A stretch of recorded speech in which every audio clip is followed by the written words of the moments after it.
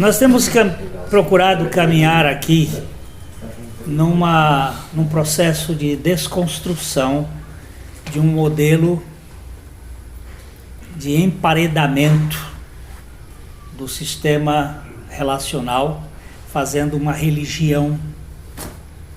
Religião é aquilo que o homem faz para tentar alcançar Deus pelos seus próprios méritos, pela sua justiça, pelas suas boas obras. Como se Deus fosse um pesador de ouro que tem uma balança na mão e vê quanto é que tem mais ou menos de virtudes nas pessoas e fica ali pesando. Você entra porque você foi bom, como se nós tivéssemos condições. Então nós criamos todo tipo de religião. Há um pregador americano do século passado, mas ele viveu até 1960 e poucos. Ele disse que o mundo naquela época tinha 4 bilhões e meio de religiões. Eu fiquei meio assustado. 4 bilhões? Aí ele diz: cada pessoa é uma religião. Porque cada pessoa tenta, de alguma maneira, usar as suas orações, a sua justiça, a sua moralidade para dizer: Deus, olha para mim. Aí no final ele disse: se há essa quantidade de religiões no mundo, só há um evangelho. Porque só há um que desceu para vir nos buscar. E esse é Cristo Jesus. Então as religiões são múltiplas, tem muitas formas. Umas são politeístas, outras são até monoteístas. É o próprio sujeito diz que uma das religiões monoteístas é o ateu, porque ele adora ele mesmo. Mas é uma forma religiosa em que eu vou ter que fazer para Deus dizer: você está aprovado ou você está rejeitado. Enquanto que o Evangelho é uma boa notícia, que Deus procura a gente, Deus resolve assumir o pecado da gente, Deus perdoa a gente, Deus coloca a vida dele na gente e se responsabiliza para nos fazer dependentes e parceiros dele no processo de crescimento. É dele, por ele e para ele que são todas as coisas. Isto é uma coisa que às vezes não cabe na nossa cabeça. Temos dificuldades. Um Deus que assume o fracasso do pecador. E nós estamos aqui andando no livro de Gênesis, porque o livro do Gênesis, ele tem as origens, tanto da criação, como da formação de uma nação, de um povo, de uma família, de um povo, e que através desta família e deste povo ele iria abençoar as famílias da terra. Volto a dizer, não com uma religião, mas com uma pessoa que não vem fazer conosco troca de favores. Não é comércio, não é negociata, não é toma lá da cá. É um Deus que faz tudo. E nós começamos lá em Gênesis capítulo 3, porque Gênesis 1 e 2 é a criação do mundo, e não tem diabo. São 2 capítulos que o diabo está do lado de fora, ninguém sabe onde é que ele está até aí. Ele aparece no capítulo 3 como a serpente, e ele termina no capítulo 20 de Apocalipse como o dragão vencido. Capítulo 21 e 22 de Apocalipse também não tem diabo. Nesse período, do capítulo 3 ao capítulo 20 de Apocalipse, nós temos um projeto de redenção. Deus procurando aqueles a quem Ele vai conquistar o coração.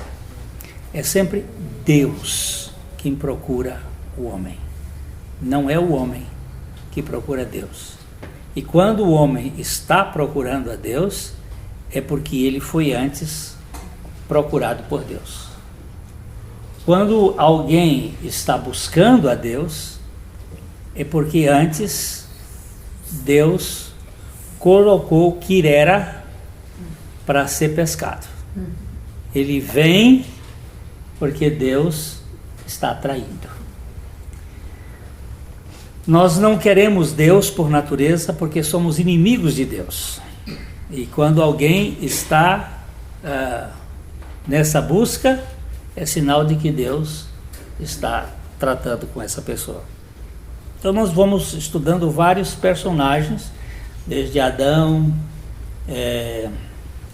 a sua família, Caim e Abel, que nós procuramos verificar os 2 polos, aquele que caminha por sua própria iniciativa, formando um sistema humanista, um sistema de suor, de sacrifícios próprios, que visam, de alguma maneira, despertar a atenção de Deus, e aqueles que usam o substituto, o sacrifício da ovelha, representando Cristo, que é a família de Sete e a sua descendência. Passamos por Noé, pela família de Noé, sempre atingindo a família, em busca de relacionamentos.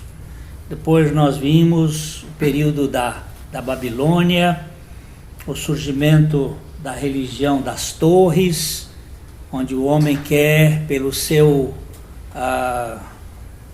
sua busca ascendente, encontrar Deus no top, lá no cume, sempre a ideia de grandeza, de elevação, de graus, de distinção, de ser melhor, de pódio.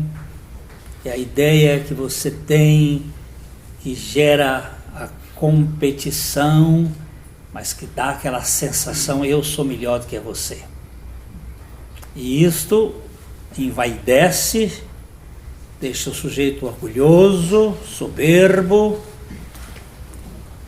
arrogante, e depois nós vamos encontrar Deus pescando um homem lá na Caldeia, lá na Babilônia, e saca esse homem e começa um processo de desconstrução de toda a sua religiosidade formatada, de toda a sua religiosidade encapsulada, e pega este homem e começa um processo de 45 anos de desconstrução. Pacientemente, misericordiosamente, graciosamente, Deus vai tirando as cascas da cebola de Abraão. E você sabe que a cebola, você tira uma casca, tem outra. Você tira uma casca, tem outra. Você tira uma casca, tem outra. Você tira a última casca e não tem nada.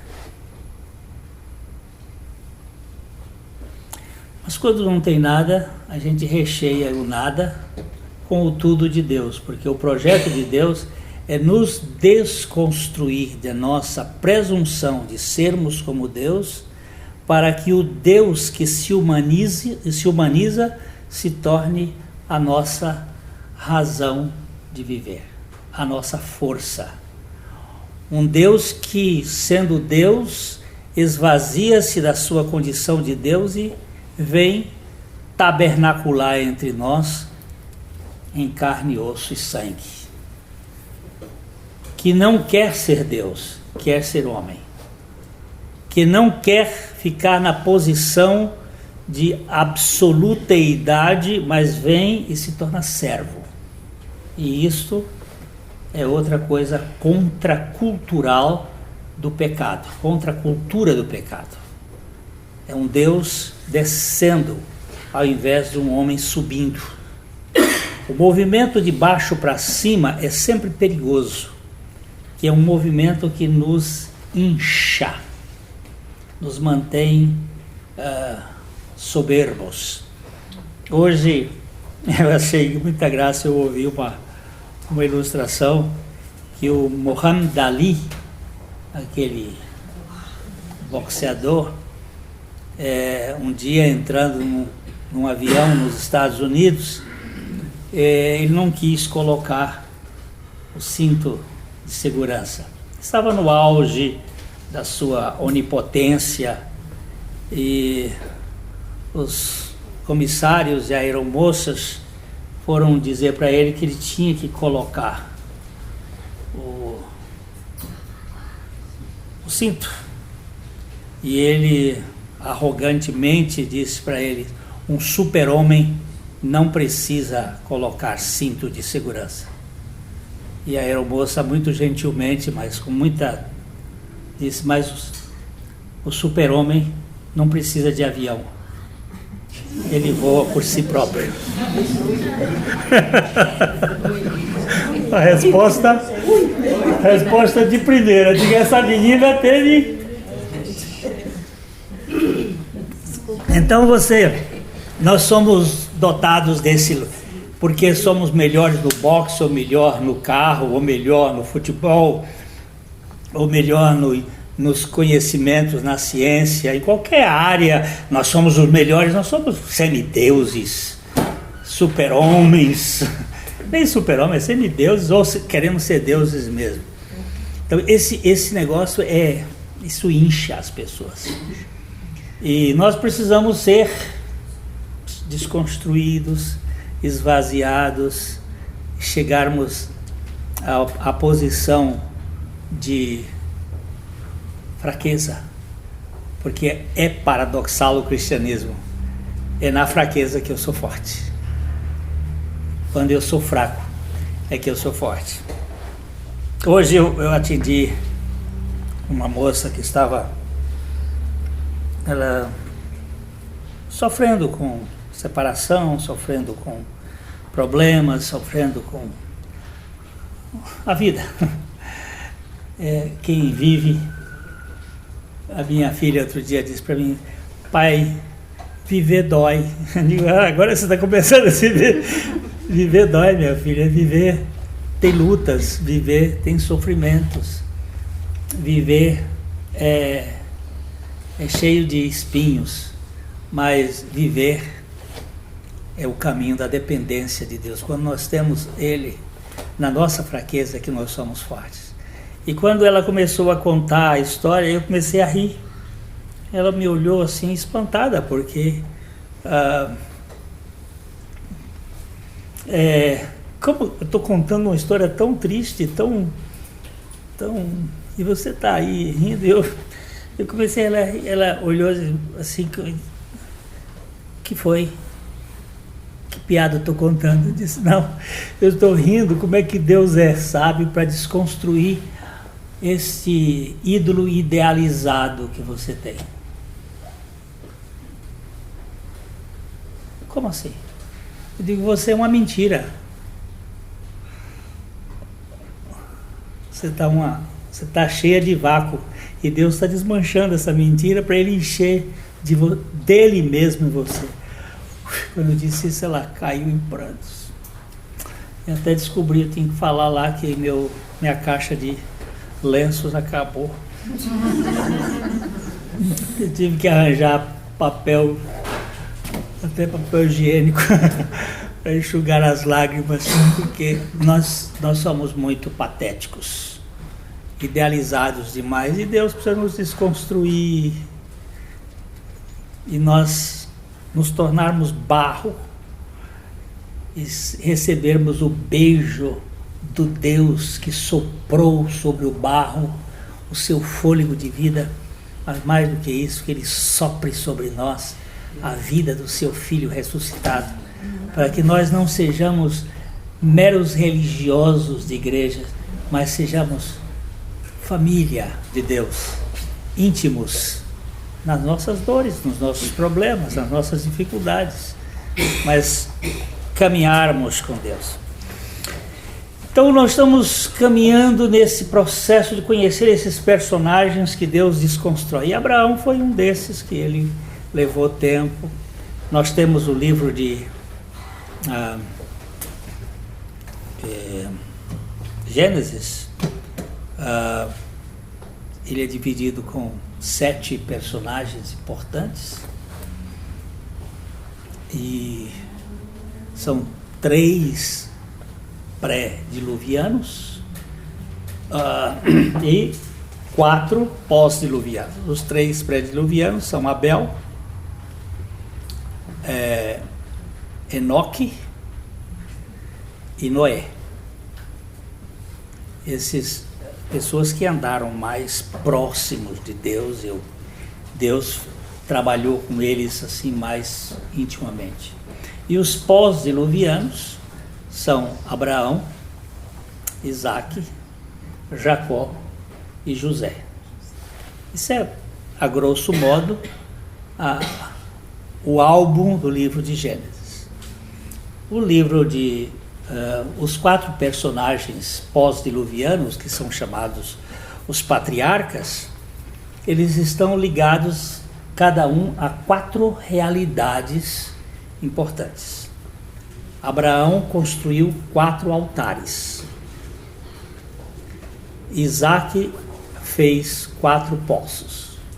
Você vai entendendo que esses 2 movimentos, um movimento para cima, o outro movimento para baixo, que é altura e profundidade. E Jacó construiu 4 colunas, 4 gestos de adoração, e José teve 4 sonhos, ou interpretou 4 sonhos. Isso tudo significam coisas importantes dentro da revelação de Deus para o seu povo. E nós estamos aqui, neste capítulo 22 de Gênesis, quando Abraão constrói o seu 4º altar. Ele já havia construído 3, e agora ele está construindo o 4º altar, que era o altar do sacrifício do seu filho.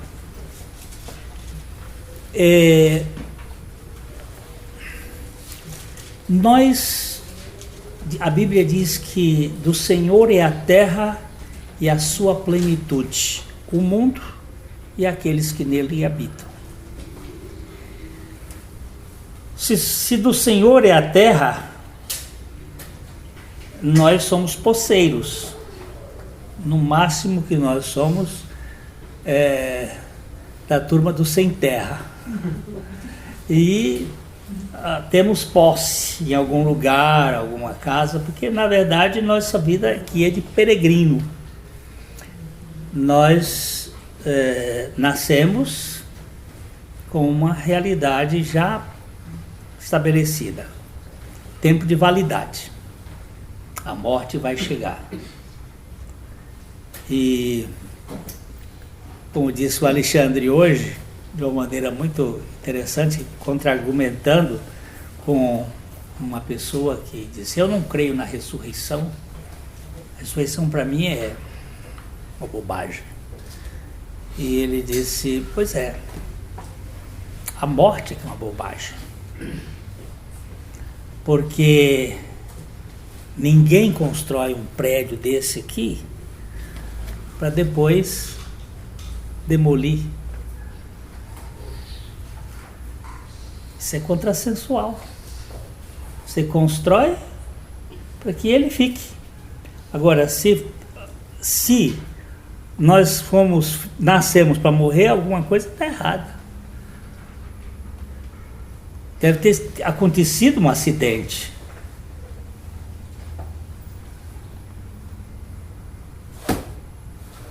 A lógica é perfeita. Tem que ter uma saída para esse negócio. Afinal de contas, por que eu tenho que pensar em eternidade se eu não sou eterno? E se eu penso em eternidade, é porque Deus, de alguma maneira, botou a eternidade dentro de mim. Mas alguma coisa aconteceu que eu não sou eterno, eu morro. Você não pensaria em nada que não fosse possível. E se você pensa na eternidade, é porque a eternidade é possível.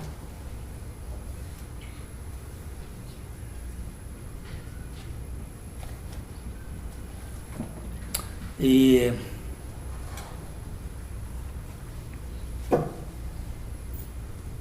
como é que eu vou fazer agora? Deus precisa me desconstruir para que eu possa depender dele. E uma das coisas que nós não podemos ter é o mando das coisas. Nós somos mordomos. Abraão, para você andar comigo, você não pode ser dono de nada. Vocês sabem que durante todo o período em que ele esteve na terra prometida, ele não teve nenhuma propriedade, ele era peregrino. E a família também não é sua, tem que ser minha. Você entrega a sua família a mim, eu vou cuidar dela. Você não é tão hábil para ficar dominando os seus filhos. Então eu quero que você ofereça seu filho no altar. Puxa, que luta! Eu já contei isso, mas só para reprisar, quando meu filho mais velho estava com um ano e pouquinho, ele era uma criança perfeita. Não é o caso da coruja, né? Ele era realmente uma criança linda, muito bonita. E eu não me cabia dentro de mim. Aquele vaidoso pai, e entrava lá na comunidade com ele no braço, dizendo assim: olha que espécie eu consegui deixar no mundo. Não era verbalizado isto, mas lá no fundo, cuidado com o neto, né? Lá no fundo aquilo estava. E um dia eu estava lá na nossa casa, eu estava orando, conversando com Deus, e ele disse assim: eu vou levar esse menino. Aquilo, eu digo, será que é minha mente? Será que... Mas veio de novo, esse menino é um ídolo na sua vida. Então não era minha mente dizendo, era mais do que, era uma realidade interna, dizendo, esse menino é um ídolo. E de fato ele era um ídolo. Eu estava idolatrando. Aí eu assustei. E foi nesse momento em que eu me prostrei no chão e disse: Deus, me perdoe. Pode levá-lo. Entre nós dois não pode existir ninguém. Nem minha esposa, nem meus filhos, ninguém. Imediatamente aquela mesma voz disse: se ele é meu, ele fica. Eu entendo isso que Deus quis tratar com Abraão. Eu te dei quando você não podia gerar um filho. Agora você me dá. E quando você me der, ele vai ficar. É isso que o Evangelho quer fazer de nós. Tirar o nosso controle. Porque nós somos inábeis para governar as realidades da vida. Nós somos inábeis para relacionamentos entre marido e mulher. Nós queremos controlar as pessoas. Muitas vezes nós queremos comandar. E isto é adoecedor. Casamento tem que ser parceria de dueto e não de duelo, de comunhão. Eu tenho uma palavra que está sendo muito usada fulano é cúmplice. Nós temos uma cumplicidade. Não, que cumplicidade? Cumplicidade é coisa de bandido. Cumplicidade é coisa de Congresso Nacional. Não é de gente séria, não.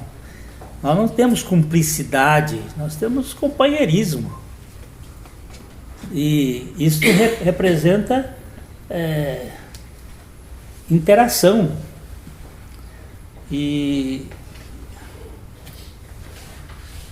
às vezes os filhos manipulados, controlados, encabrestados. Nós precisamos colocar nos filhos 2 pilares fundamentais: amor e firmeza, só isso. E relacionamento, para que eles possam encontrar em nós afetividade, compreensão, correção quando necessário. Agora, essa manipulação, posse, isso não pode existir. Nós temos que entregar para Deus. Será que Deus não sabe mudar as coisas nos nossos relacionamentos? E também nas posses das coisas do mundo. Se nós não entregarmos, nós vamos ficar. Então, Abraão, vamos fazer um negócio aqui. Vamos retirar Isaac de você e me dar a mim, que eu vou cuidar dele. Mas eu abrir mão, isso não é fácil. Porque isso foi o que o pecado fez. Nos fez dominadores, controladores. Nós queremos pilotar o avião, nem que joguemos o avião na montanha.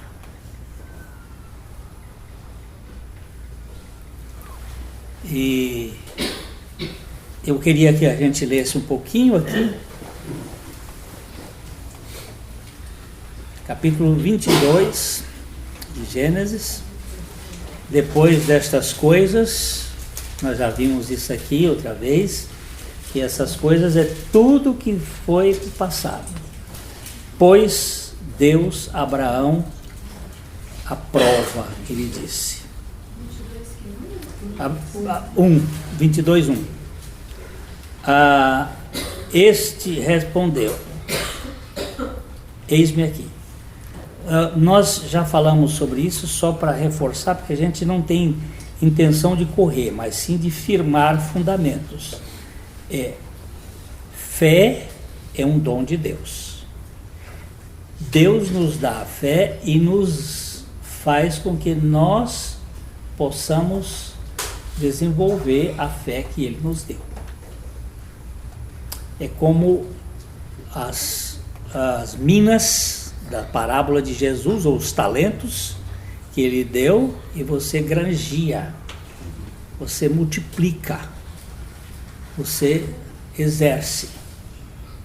A gente dá uma importância Para um filho, mesada ele gasta, só consome.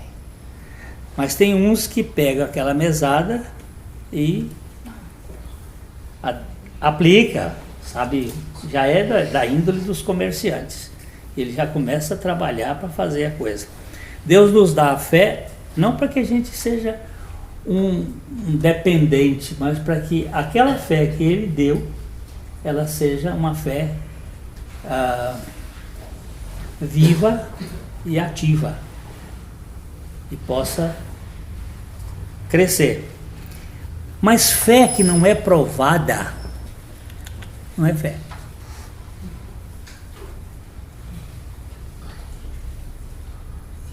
Se você pede a Deus, me dá fé, Ele vai lhe dar, depois Ele vai lhe provar. Para que fé não cresce sem prova.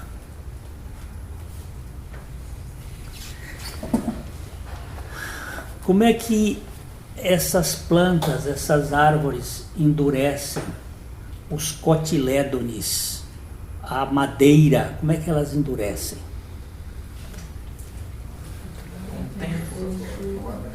O vento. A terra, as madeiras mais fortes são aquelas que sofrem mais ventos. Aquilo é importante. Se não tiver vento, a coisa não funciona. Fé sem prova não dá. Então agora, vamos embora. O que foi que ele diz? Eis-me aqui. E acrescentou Deus: toma teu filho, teu único filho, a quem amas, e vai-te à terra de Moriá e oferece-o ali em holocausto sobre um dos montes que eu te mostrarei. Deus diz a Abraão: toma o teu filho, o teu único filho. Mas não era o único filho, ele tinha um filho na carne, Ismael. Nós já vimos isso aqui. Só que Deus não contabiliza a carne. Deus não contabiliza nem o tempo da escravidão e nem a carne. Deus não leva em conta os tempos da ignorância. E Ele não contabiliza a carne, Ele só contabiliza o espírito. Isaac era o único filho. Agora, aparece a palavra a quem amas. Esta é a primeira vez na Bíblia que aparece o verbo amar. A quem tu amas. Todas as vezes que uma palavra aparece pela primeira vez na Bíblia, dentro do conceito da interpretação bíblica, se tem um princípio. Esta é a forma como esta palavra deve ser interpretada daí para frente. E a característica que vem aqui, que é quem tu amas, vai à terra de Moriá e oferece-o ali em holocausto. O amor só é amor porque ele se doa. Aquela pessoa que diz matei por amor, na verdade não é amor. O amor morre, mas não mata. O amor sofre a perda, mas não exige.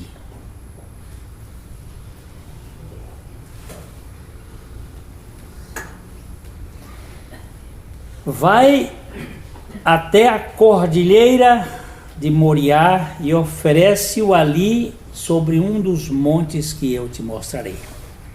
A Moriá é toda uma cordilheira onde hoje está Jerusalém. Monte Sião, Monte Moriá, Monte Gibeão, toda aquela região, o Monte das Oliveiras, todos aquela região faz parte de uma cordilheira. E ele disse, vai para um monte. que eu te mostrarei. Eu vou gastar um pouquinho aqui, porque este monte do sacrifício é o monte onde hoje está a basícula de Aqsa, ou de Omar, ou a basílica, não, a mesquita, mas não é a palavra que eu quero, não,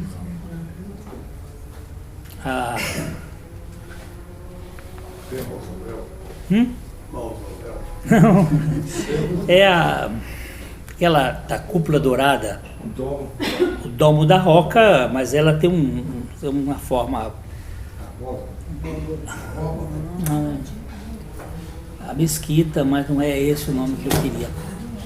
E ali é onde Saladino construiu aquele templo a Maomé, mas ali é onde estava construído em tempos atrás o templo de Salomão. Hein? Não, ela tem Aqsa. Aqsa é o local lá. Mas é o nome. Pode ser mesquita, mas não é a mesquita que eu queria. Ali é onde está uma briga dos dois irmãos, Ismael e Isaac. É uma briga que vem lá da carne contra o espírito, nas figuras bíblicas, essa briga pela posse de um local. Este local foi onde Isaac seria imolado, que é um tipo da figura de Cristo que foi imolado também neste monte. Só que na parte rejeitada pelos construtores. Vocês vão ver isso na Bíblia que diz assim: a pedra que os construtores rejeitaram, essa veio a se tornar a pedra de esquina. É que o monte, ele tinha um formato assim arredondado, e quando Salomão foi construir, em obediência à visão de Davi, mas aí nós temos que estudar isso numa outra ocasião, que Davi cometeu um dos pecados, o pecado mais sério da vida dele. Qual foi o pecado mais sério da vida de Davi? Contar o exército. O pecado mais sério da vida de Davi não foi o assassinato de Urias, não foi o adultério com Berseba, não foi a mentira. O pecado mais sério de Davi foi ter contado o exército. Sabe por que significa isso? Ele deixou de confiar no Senhor para confiar no seu exército. Porque pecado, do ponto de vista bíblico, antes de mais nada, é contra Deus, e pecado contra Deus é não crer.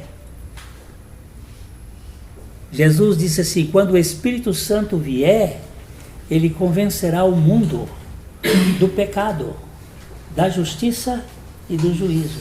Do pecado, porque não crê em mim. Pecado, antes de mais nada, é não crer. E Davi, que tinha se tornado rei com 400 soldados esmulambentos, 400 vira-latas, 400... Hein? 400 párias. Párias, 400 Zé Ninguém, 400... Agora tinha um exército monumental, e ele mandou contar, e até o general dele disse assim: não faz isso não, Davi. Não, mas a palavra dele prevaleceu. E o exército dele era de 1.550.000 homens. Eu acho que nem a China tem um exército desse tamanho. E aquilo, E quando o profeta chegou para ele, disse: você pisou na bola. Ele disse: grande pecado cometi contra o Senhor. Por causa disto, Deus enviou umas pragas. Ele mandou que ele escolhesse essas pragas. Eu quero depois estudar isso com mais detalhes. E uma delas, uma daquelas pragas que iam acontecer, tempo de fome, guerra, tal, a que ele achou melhor foram 3 dias de peste. E ele disse: eu prefiro 3 dias de peste. E você presta atenção, 3 dias, porque todas as vezes que tiver 3 dias, você vai encontrar misericórdia. É obra de Cristo, está apontando. E a ideia de Davi foi, ele disse assim: eu prefiro cair na tua mão do que na mão dos homens, porque se eu cair na tua mão eu vou achar misericórdia, mas se eu cair na mão dos homens, estou ralado.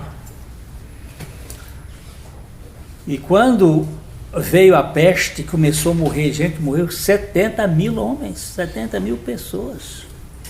Davi correu para um ponto onde ele viu o anjo do Senhor com a espada desembainhada, lá neste monte, que é o Monte Moriá.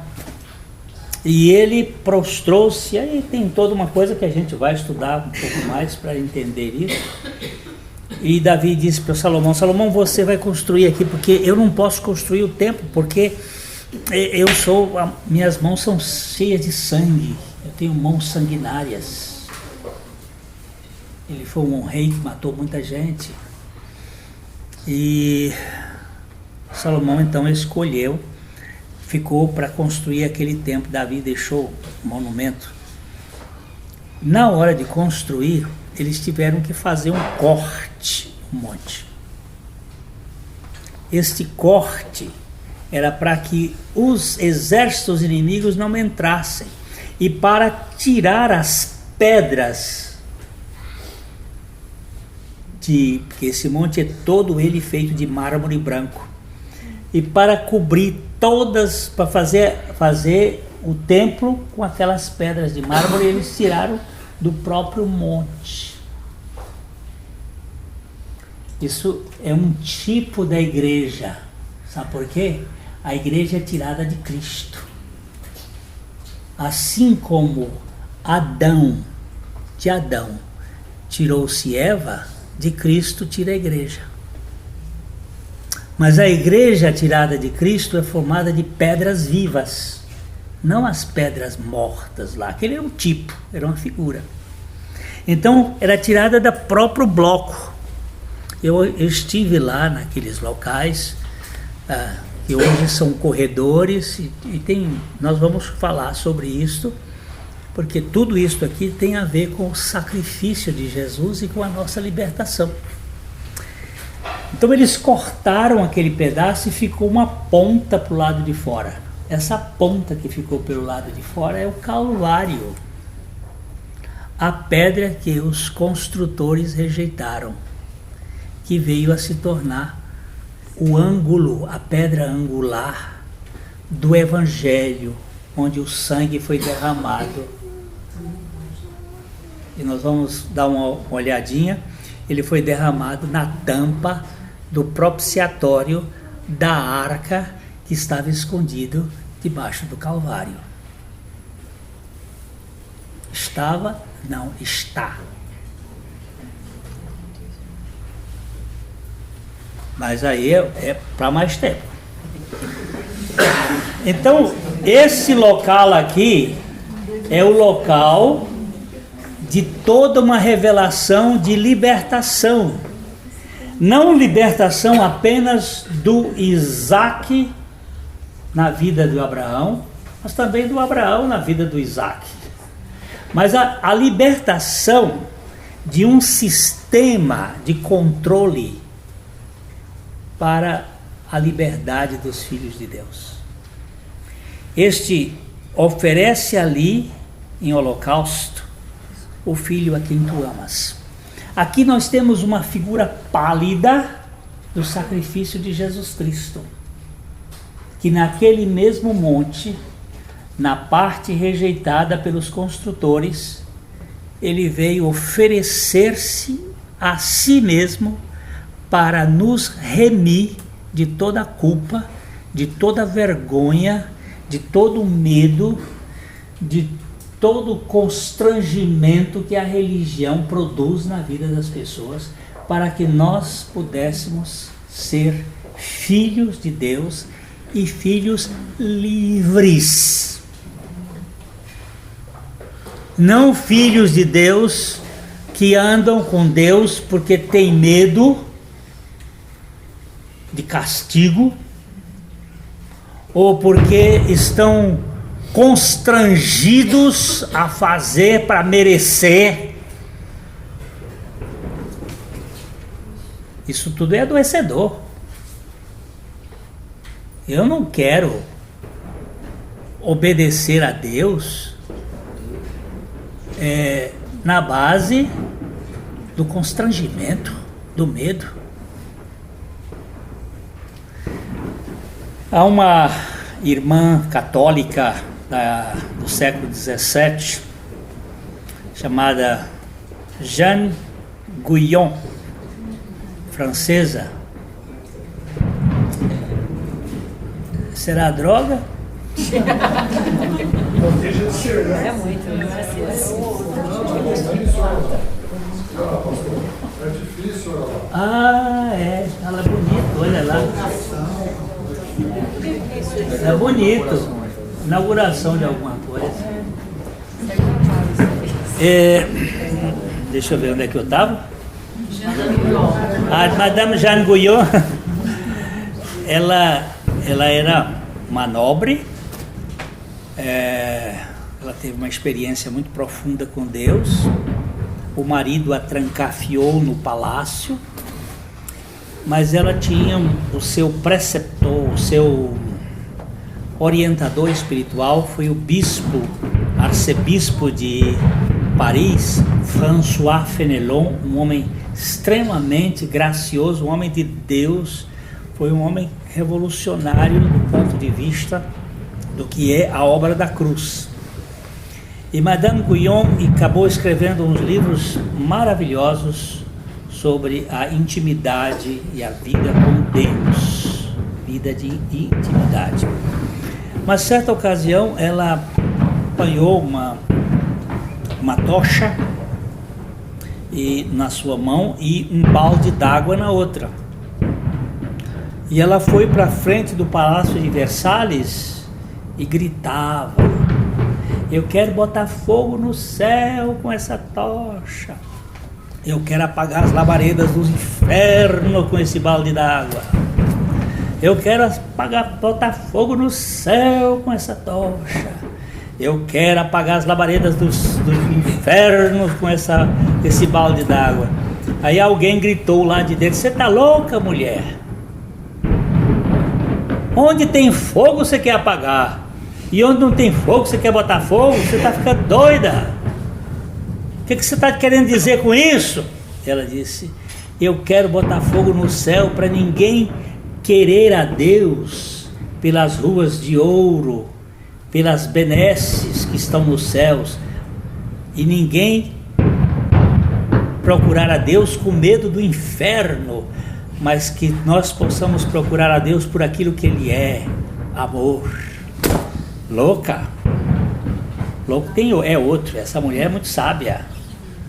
É isso que tem que mover a obediência.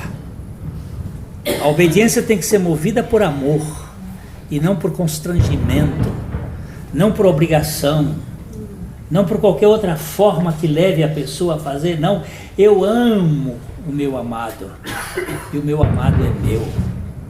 Eu amo o meu amado, eu quero fazer a sua vontade. Isso é totalmente diferente. Não tem peso, não tem cobrança, não tem culpa. E aí Deus está trabalhando com Abraão e também com Isaac, removendo deles a ideia de controle, de cobrança, de trocas, Não sei se vocês têm observado. Eu vi agora recentemente que tem um desses bispos televisivos que está vendendo terrenos no céu.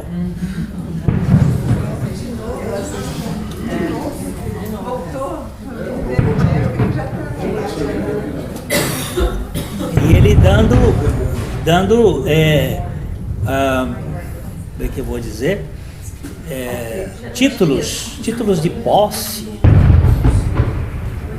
Eu tenho a impressão que essas pessoas eles não têm noção do que eles estão fazendo. Não pode ter a mínima noção. Não pode ser normal uma pessoa dessa. Brincar com coisas dessa natureza.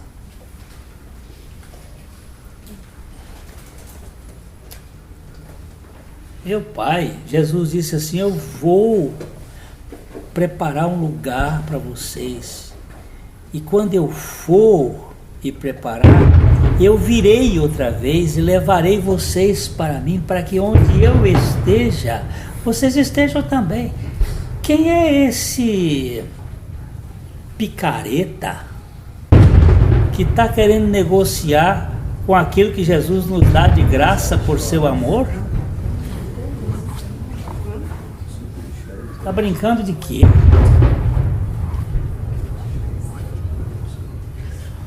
É muito sério isto. Então, a religião, ela tem mantido as pessoas com medo. Mas para que você perca o medo, aqui está o símbolo. Não é só a morte de Isaac que está tipificada aqui. É a morte de Abraão para com a morte de Isaac. Porque um pai que oferece o seu filho em holocausto, ele tem que morrer para si mesmo. O negócio hoje estamos acompanhados a foguetes bonitos, né? Louvado seja Deus pelos foguetes. Nós vimos aqui que Abraão foi, levou os seus, levantou de madrugada, preparou o seu jumento, tomou consigo 2 servos, Isaque seu filho, rachou a lenha para o holocausto, foi para o lugar que Deus lhe havia indicado.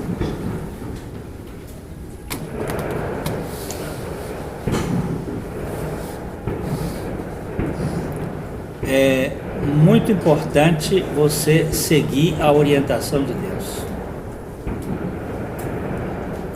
Ao terceiro dia,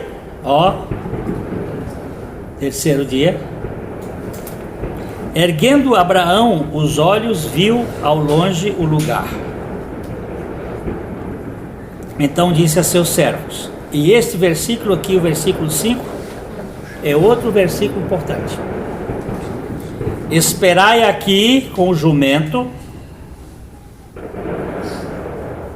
Jumento não faz parte do culto. Esperai aqui com o jumento. Os 2 servos ficam ali. Eu e o rapaz iremos até lá. E havendo adorado, voltaremos para junto de vós. Veja o verbo aí. Mas ele não ia oferecer o filho? Ia? E por que ele disse voltaremos? Por que ele disse voltaremos? Vamos para capítulo 11 de Hebreus.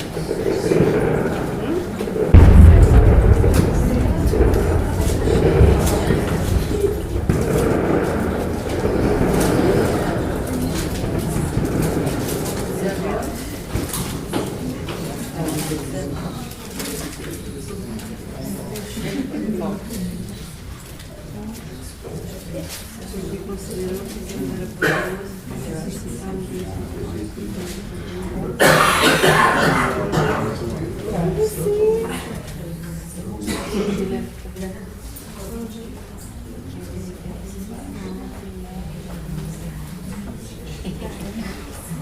Versículo 17.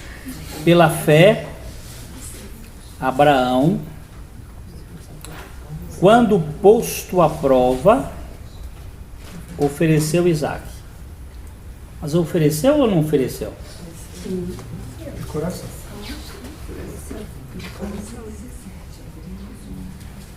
Onde é que Deus olha? O que Deus está olhando? Os seus atos ou sua atitude?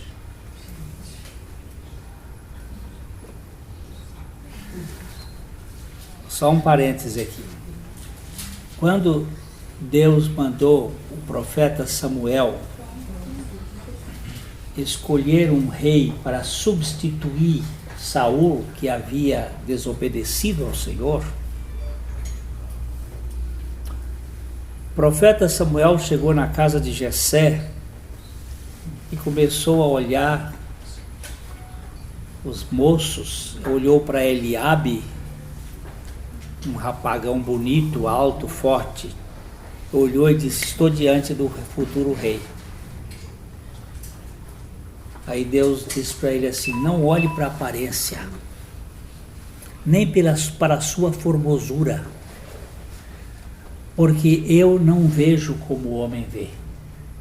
O homem vê o exterior, mas eu vejo o coração.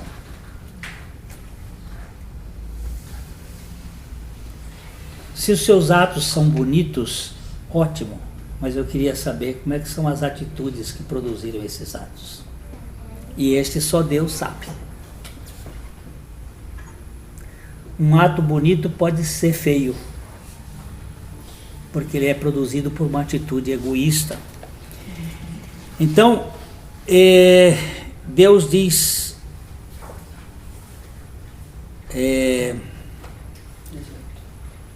ele diz no verso 18, a quem se tinha dito, Isaque estava mesmo para sacrificar o seu unigênito, aquele que acolheu alegremente as promessas. Ele ofereceu Isaque, sim, ele não ofereceu decapitando ou matando, mas no coração dele aquilo foi executado. E estava mesmo para sacrificar o seu unigênito, aquele a quem acolheu alegremente as promessas, a quem se tinha dito, em Isaque será chamada a tua descendência. Em Isaque será chamada a tua semente. A semente de Isaque é Cristo. Nós vamos ver isto mais claramente em Gálatas 3. Porque considerou que Deus era poderoso até para ressuscitá-lo dentre os mortos, de onde também figuradamente o recobrou. Por que Abraão levou Isaque? Por que ele ia oferecer? Porque ele cria que Deus ia ressuscitar. Por que o Senhor me deu esse filho quando eu não podia? E sabe por quê? Porque o próprio Abraão já tinha experimentado a ressurreição nele. Como? Ele virando homem de novo. Ele estava de pinto caído. Estava um homem decrépito. A Bíblia usa uma expressão muito linda para isso. Estava necrontes, necrosado. Nem guindaste. E não havia Viagra na época, mas havia um Deus que tem palavra. E quando Deus põe a sua palavra no negócio, ele ressuscita morto. Ele já tinha visto a ressurreição do morto. Ele sabia disso na experiência. E agora Deus disse assim: vai e oferece teu filho, o teu filho único que tu amas.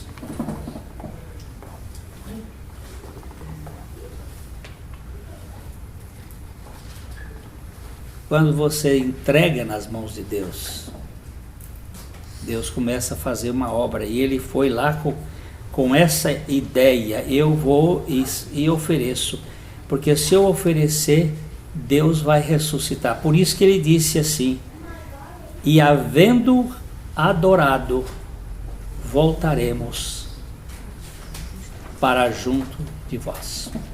Vou chamar a atenção. A palavra adorado também aparece pela primeira vez na Bíblia aqui. É uma regra da primeira menção, e aqui eu vou lhe dizer assim: adoração que não tenha sacrifício não é adoração. Por isso que a nossa adoração se baseia no sacrifício de Jesus Cristo.